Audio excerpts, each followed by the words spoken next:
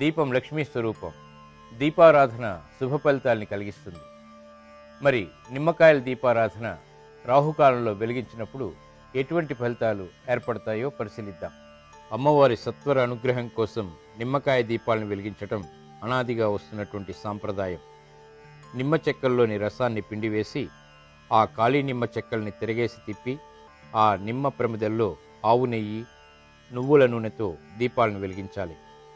జగన్మాత రూపాలైనటువంటి భవానీ, దుర్గా, కాళీ, పార్వతీదేవి, చాముండి వంటి శక్తి స్వరూపాల ఆలయాల్లో మంగళ శుక్రవారాల్లో రాహుకాల సమయంలో మాత్రమే ఈ నిమ్మకాయలతో కూడినటువంటి దీపాలని వెలిగించాలి. ఈ రాహుకాల దీపాలని అమ్మవారి యొక్క సాత్విక రూపాలైనటువంటి సరస్వతి, లక్ష్మీదేవి, లలితాదేవి వంటి రూపాలున్నటువంటి ఆలయాల్లో వెలిగించకూడదు.